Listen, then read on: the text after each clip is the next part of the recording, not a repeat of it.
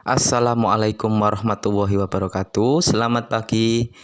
Jumpa lagi di channel Fastabiqul Khairat. Semoga kita selalu dalam keadaan sehat walafiat dan lindungan Allah Subhanahu wa taala. Di pagi yang cerah ini teman-teman, kita akan membahas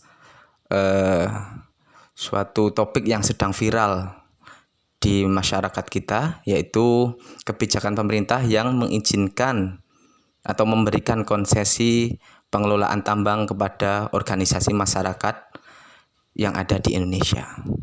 Tentu pemberian izin konsesi tambang yang merupakan kebijakan dari pemerintah Presiden Joko Widodo ini menimbulkan pro dan kontra di lingkungan masyarakat, wabil khusus di kalangan jamaah ataupun simpatisan daripada organisasi masyarakat itu sendiri. Salah satu organisasi masyarakat yang cukup besar, civil society yang sangat berpengaruh di Indonesia, yaitu Nahdlatul Ulama, telah terlebih dahulu memutuskan untuk menerima konsesi tambang tersebut.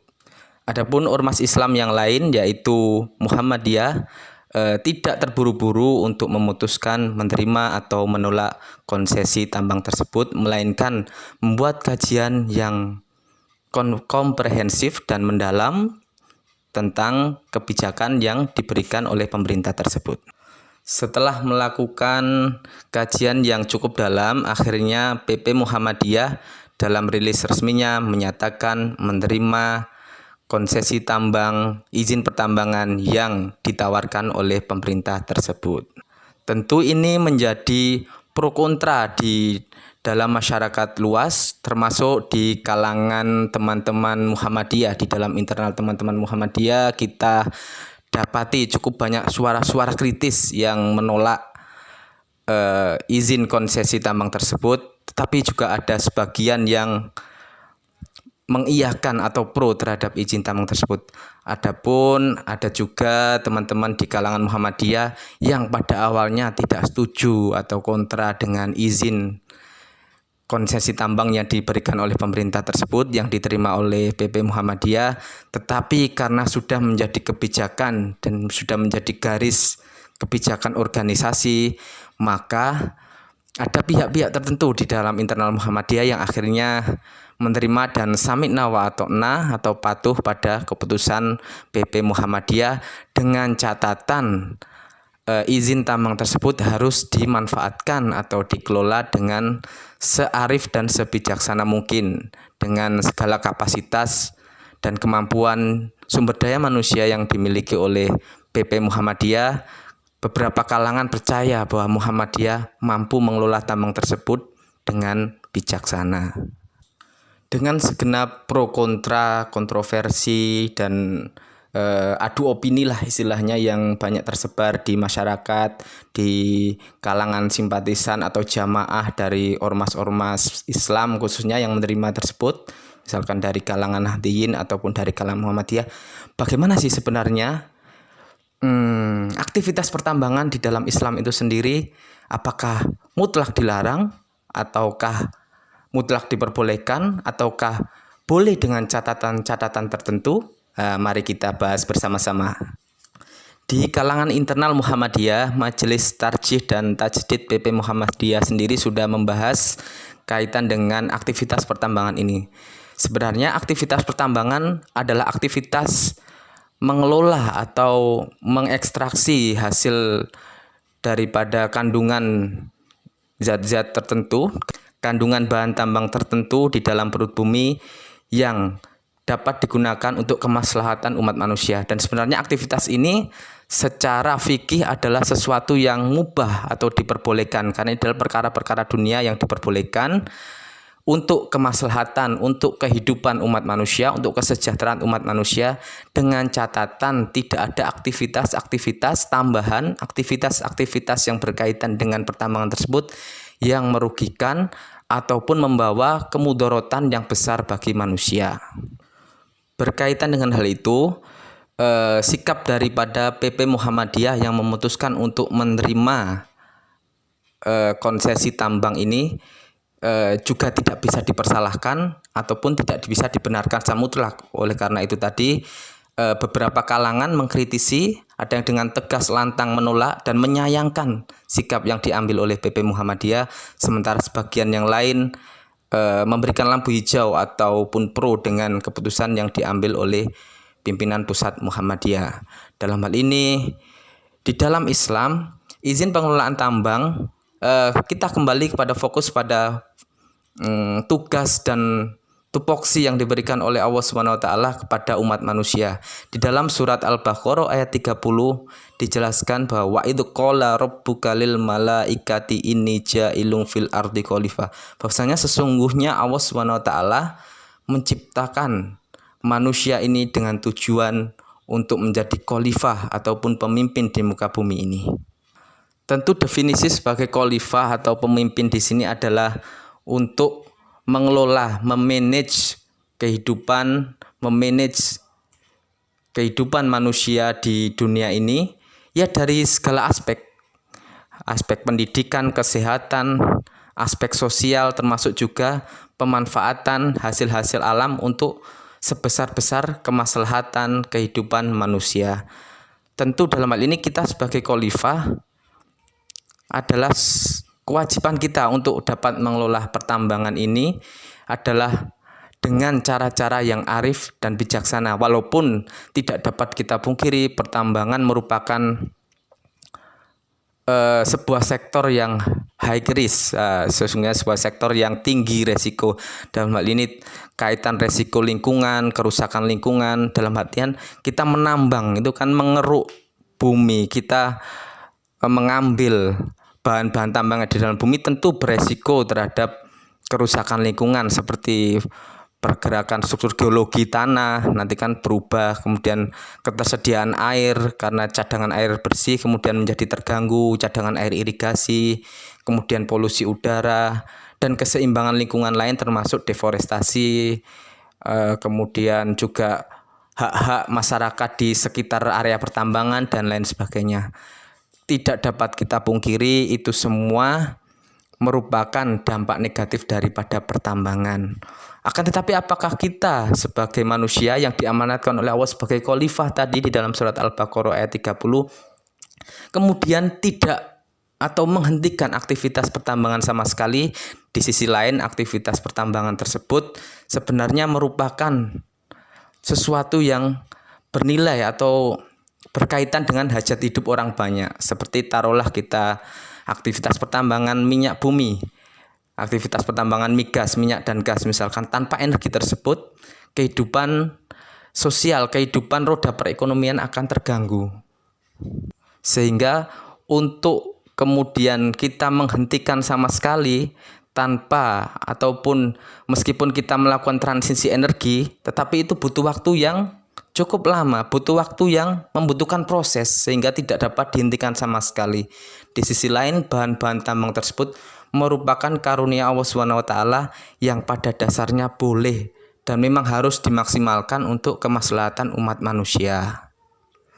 Sehingga aktivitas pertambangan tersebut, aktivitas pemberian izin konsesi tambang tersebut boleh-boleh saja kita manfaatkan. Kita sebagai manusia, kita sebagai khalifah Allah SWT tentu tidak melulu, tidak hanya terbatas pada mengurusi sektor-sektor tertentu saja. Seperti saya memilih, kita, komunitas kita, ataupun masyarakat kita memilih mengurusi pendidikan saja, kesehatan saja, ataupun mengurusi penyediaan lapangan kerja, ataupun segala aspek yang ada di dalam kehidupan masyarakat ini, kita memilih parsial saja, tidak mau A, tidak mau B, tentu bukanlah merupakan sosok khalifah yang dikehendaki oleh Allah SWT di dalam surat Al-Baqarah ayat 30 tadi.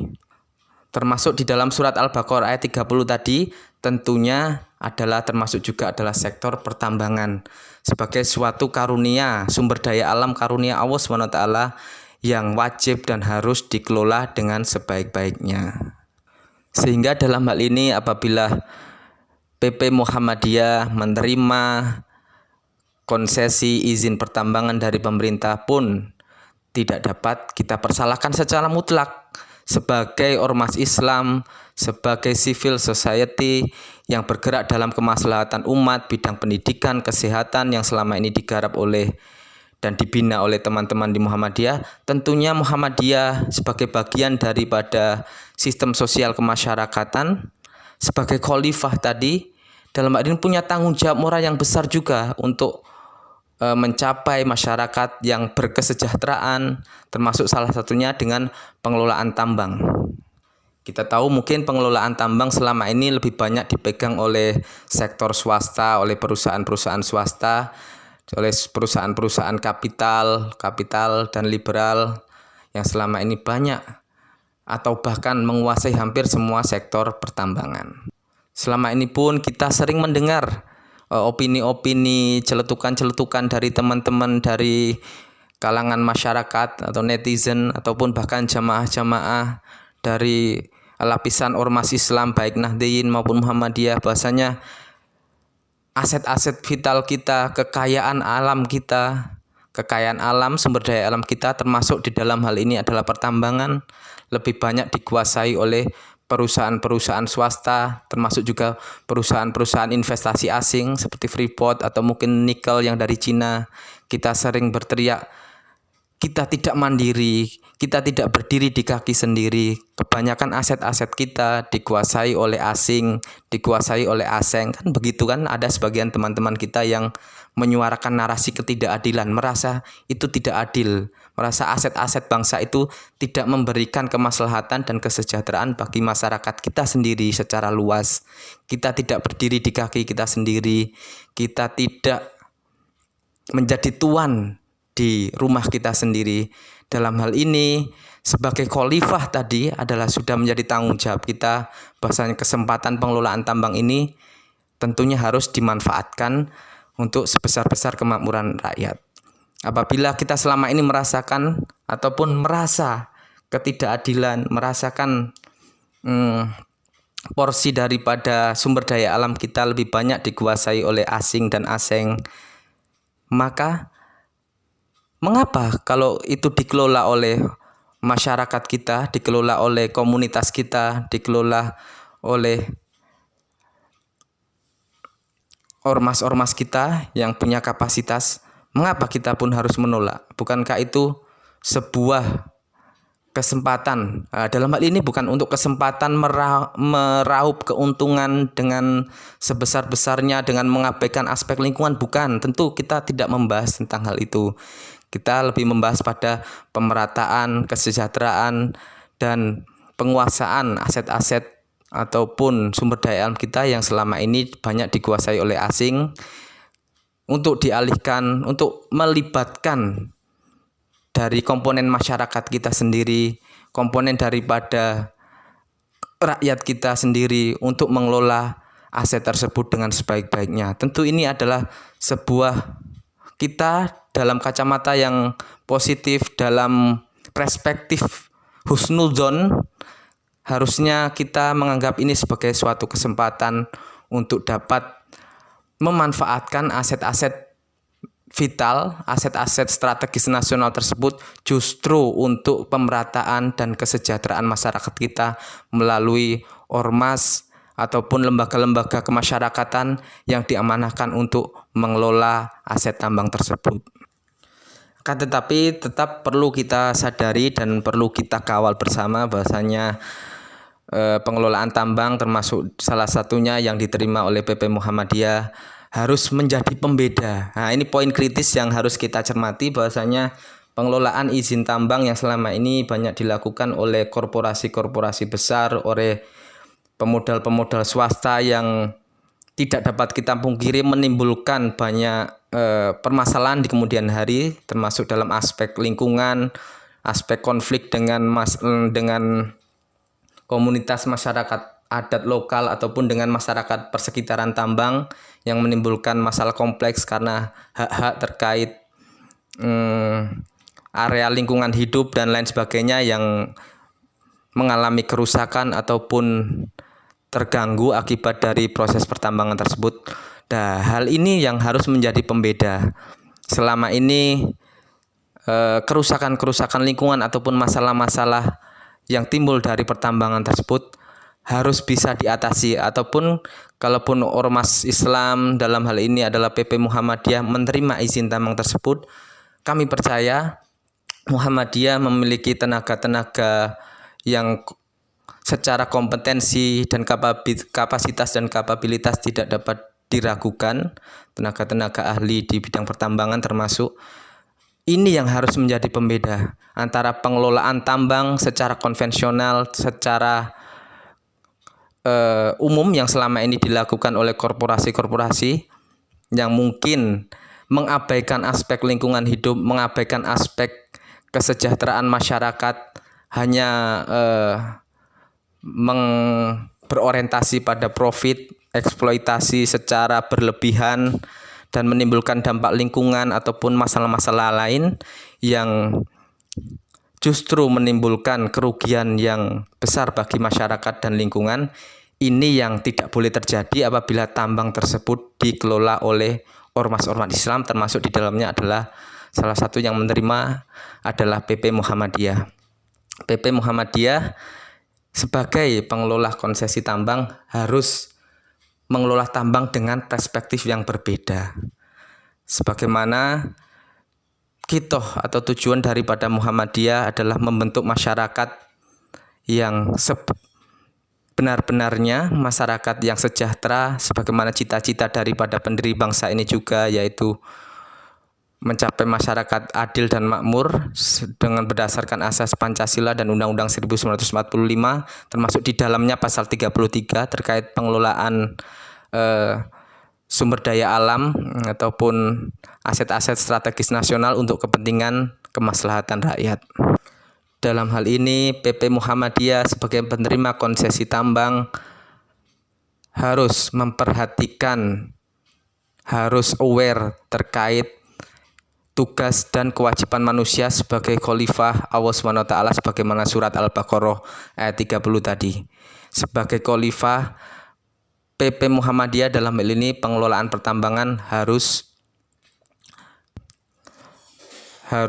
mampu menjaga amanah ini, mengelola pertambangan ini dengan meminimalkan efek kerusakan lingkungan yang terjadi. Kemudian juga tanggung jawab pasca pertambangan seperti melakukan reklamasi, kemudian menghutankan kembali areal pertambangan, menguruk lubang-lubang, kemudian melakukan penghutanan kembali, dan lain sebagainya. Langkah-langkah yang kami pikir PP Muhammadiyah yang selama ini punya kapasitas, kami yakin punya sumber daya manusia yang mumpuni untuk mengelola pertambangan, akan memikirkan hal tersebut. Karena selama ini kita tahu PP Muhammadiyah memiliki tingkat kepercayaan publik, termasuk di dalamnya oleh jamaah Muhammadiyah sendiri, yang cukup tinggi. Tentu tingkat kepercayaan yang tinggi itu harus dijaga oleh PP Muhammadiyah dalam hal pengelolaan tambang ini, sehingga pengelolaan tambang ini bisa menjadi role model ataupun pengelolaan tambang yang berdasarkan ataupun berprinsip pada nilai-nilai keislaman yang menjaga dan meminimalkan kerusakan lingkungan dan melakukan langkah pasca pertambangan untuk kembali memulihkan lingkungan. Karena kita tahu meskipun tidak dapat dipungkiri, pertambangan tentu tetap secara umum akan mengganggu keseimbangan lingkungan, itu tidak dapat kita pungkiri. Tetapi bagaimana meminimalkan kerusakan lingkungan dan tanggung jawab pasca pertambangan itu yang harus dilakukan oleh PP Muhammadiyah, dan ini yang harus menjadi pembeda dengan pertambangan-pertambangan yang dilakukan oleh korporasi-korporasi ataupun pihak-pihak swasta yang selama ini sudah berjalan, yang menimbulkan banyak permasalahan baik secara lingkungan maupun tuntutan hukum daripada masyarakat. Ini yang tidak boleh terjadi, ini yang harus benar-benar dikawal dan menjadi tanggung jawab daripada PP Muhammadiyah di kemudian hari ketika mengelola pertambangan. Izin konsesi tambang yang diterima oleh PP Muhammadiyah ini apabila dapat dikelola dan dimanage dengan baik, akan menjadi role model pertambangan yang bernilai-nilai profetik, dengan tetap menjaga dan mempertimbangkan aspek keberlanjutan lingkungan hidup, dalam hal ini meminimalkan kerusakan lingkungan dan melakukan pemulihan eks lokasi tambang pasca pertambangan untuk mencapai keseimbangan lingkungan yang baru, atau dalam hal ini untuk memulihkan kerusakan-kerusakan lingkungan yang sebenarnya sudah diminimalisir tetapi kemudian menjadi tetap terjadi, dan itu harus dipulihkan. Dan apabila PP Muhammadiyah berhasil melakukan ini, tentu ini menjadi role model pertambangan yang bernilai profetik, dan tentu hasil dari pertambangan tersebut dapat digunakan untuk kesejahteraan masyarakat, dalam hal ini untuk mengelola sekolah-sekolah Muhammadiyah untuk kepentingan umat secara umum. Tentu ini lebih bermanfaat daripada dikelola oleh korporasi-korporasi swasta yang hanya profit oriented. Untuk yang selanjutnya, tentu PP Muhammadiyah harus benar-benar memperhatikan jangan sampai ada blunder dalam pengelolaan tambang ini. Jika sampai terjadi blunder, misalkan kerusakan lingkungan, tuntutan hukum, kaitan pengabaian aspek masyarakat di sekitar tambang, dan permasalahan-permasalahan lain kaitan pertambangan, tentu akan tidak ada bedanya antara pengelolaan tambang yang dilakukan oleh PP Muhammadiyah dengan yang dilakukan oleh korporasi-korporasi swasta. Tentu akan sangat disayangkan dan akan tentunya menjadi sasaran ataupun menjadi pembenaran daripada teman-teman ataupun pihak-pihak yang tidak setuju ataupun kontra dengan pertambangan. Nah kan, sama saja kan, terjadi kerusakan lingkungan, terjadi permasalahan-permasalahan lain, blunder-blunder, dan hasil dari pertambangan yang juga tidak dirasakan kesejahteraannya oleh masyarakat, oleh jamaah misalkan, oleh komunitas. Tentu ini yang tidak kita harapkan. Jangan sampai kata-kata itu kemudian terjadi dan diucapkan oleh orang-orang yang kontra ataupun hater-hater yang tidak setuju dengan pengelolaan izin tambang yang dilakukan oleh ormas kemasyarakatan ini, termasuk salah satunya oleh PP Muhammadiyah. Kami pikir demikian. Jadi pertambangan sebagai sesuatu pengelolaan kehidupan duniawi, sebagai sesuatu pengelolaan karunia Allah SWT, tidak mungkin kita stop, tidak mungkin kita biarkan, tidak kita manfaatkan sebagai suatu karunia Allah yang dapat digunakan untuk mencapai kemakmuran, mencapai kesejahteraan masyarakat, untuk sebagai modal dalam pengelolaan kehidupan berbangsa bernegara, untuk mencapai kesejahteraan masyarakat. Dalam hal ini harus kita kelola, tidak mungkin kita stop 100%, tidak mungkin kita biarkan saja sesuatu yang dapat dimanfaatkan untuk kesejahteraan umat. Sehingga kami pikir mengelola izin tambang ini sebagai sesuatu ijtihad, sebagai suatu ikhtiar usaha untuk salah satunya untuk memanfaatkan kekayaan alam yang dianugerahkan Allah SWT untuk sebagai modal untuk gerakan pembangunan sosial, termasuk di dalam tubuh ataupun di dalam jamaah ataupun di dalam masyarakat ormas ataupun simpatisan ormas tersebut. Kami pikir demikian, kurang lebihnya mohon maaf. Adapun pro dan kontra bisa lewat komen, tetap dengan komen yang santun, dengan komen yang sopan dalam ruang lingkup demokrasi yang berkeadilan. Terima kasih. Assalamualaikum warahmatullahi wabarakatuh.